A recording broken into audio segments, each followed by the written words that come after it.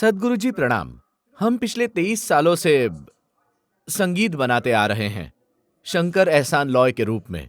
एक चीज जो मुझे हमेशा आश्चर्यचकित करती है, वो है तीन का कॉन्सेप्ट। मुझे कई पहलुओं में तीन अंक का संबंध दिखाई देता है, जैसे neutron, proton, electron, Brahma, Vishnu, Mahesh, और हम तीनों मिलकर संगीत बना रहे हैं। तो तीन का क्या संदर्भ है, तीन का महत्व और तीन का क्या प्रभाव है? नमस्कारम शंकर एहसान लॉय की त्रिमूर्ति को। तो त्रिमूर्ति हैं, त्रिनेत्र, त्रिशूल, त्रिकाल भी हैं। ये सभी चीजें मानव जीवन के बुनियादी अनुभव से हुए हमारे नजरिए का विकास है। सारा इंसानी अनुभव इन तीन चीजों में निहित है। हमारी याददाश्त अतीत से जुड़ी है, जिसे भूतकाल कहते हैं।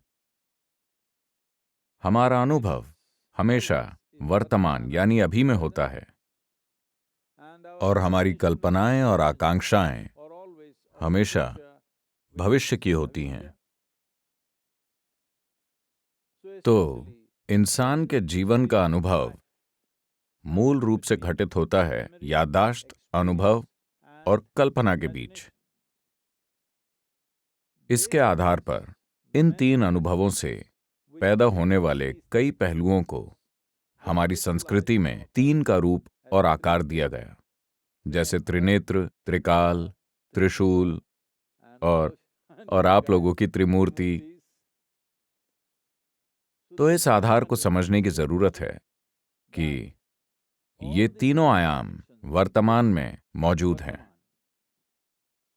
ये सारा अतीत और भविष्य असल में अभी मौजूद है, क्योंकि अभी ही आप याद कर सकते हैं, अभी ही आप कल्पना कर सकते हैं। दुनिया में आजकल ये शिक्षाएं बहुत प्रचलित हैं, खास तौर पर अमेरिका में, मगर मेरे ख्याल से ये भारत के पश्चिमी तट पर भी पहुंच चुकी हैं। लोग कहते रहते हैं, इस पल में रहो, इस पल में रहो। वो वर्तमान की पूजा करते हैं, मगर मुझे समझ नहीं आता कि कोई आपको इस पल में रहने के लिए क्यों कह रहा है, क्योंकि आप कहीं और हो ही नहीं सकते। आप और कहाँ हो सकते हैं? क्या कोई मुझे दिखा सकता है कि वो इस पल के सिवा और कहाँ हो सकते हैं? तो हमारी जड़ें वैसे भी वर्तमान में हैं, मगर हमारी यादें अतीत के बारे में हैं, हमारी कल्पनाएं और आकांक्षाएं भविष्य के बारे में हैं। तो जो लोग केवल आज की पूजा करते हैं, केवल वर्तमान की पूजा करने वाले लोग आपसे कह रहे हैं कि सिर्फ इसी पल में रहो, अतीत के बारे में मत सोचो, भविष्य के बारे में मत सोचो। लाखों साल लगे हैं इस स्तर की दिमागी क्षमता लाने में, दिमाग को इस तरह विकसित करने में कि आपके पास क्षमता हो एक स्पष्ट याददाश्त और शानदार कल्पना करने के लिए। लाखों सालों के विकास के बाद ऐसा हुआ। मगर आज कोई आपसे कह रहा है कि वो सब छोड़कर एक केंचुए की तरह हो जाओ। I have nothing against earthworm, it's a very eco-friendly creature. मुझे केंचुए से कोई परेशानी नहीं है, वो बहुत इको फ्रेंडली जीव है। मगर विकास का जो काम हुआ है हमारी दिमागी क्षमता को इस स्तर तक लाने के लिए, उसे किसी मामूली सिद्धांत के लिए नहीं छोड़ना चाहिए। लोगों के ऐसा कहने की वजह यह है कि लोगों के दुख के दो आधार सिर्फ यही हैं।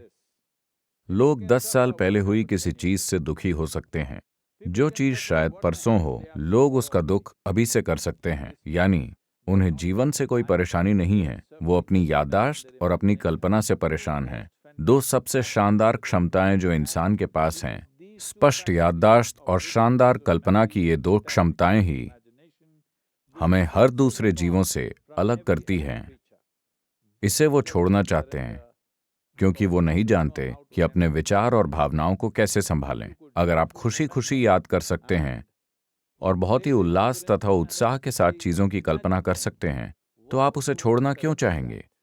बात बस ये है कि आपकी यादें और कल्पनाएं मजबूरन हो गई हैं, और वो आपके लिए दुनिया भर का दुख पैदा कर रही हैं। इसलिए लोग बात करते हैं कि अतीत को कैसे भूलें, भविष्य के बारे में कैसे न सोचें। ये इंसानी जीवन को चलाने का तरीका नहीं है। ये बहुत महत्वपूर्ण है कि ये तीनों काल यानी त्रिकाल मौजूद हों, तीनों आयाम मौजूद हों, त्रिशूल हो, त्रिनेत्र हों, जीवन को देखने और अनुभव करने के ये 3 आयाम मौजूद हों।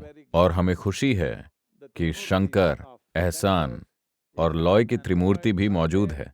कृपया कुछ बढ़िया संगीत बनाइए और हम त्रिमूर्ति का जश्न मनाएंगे।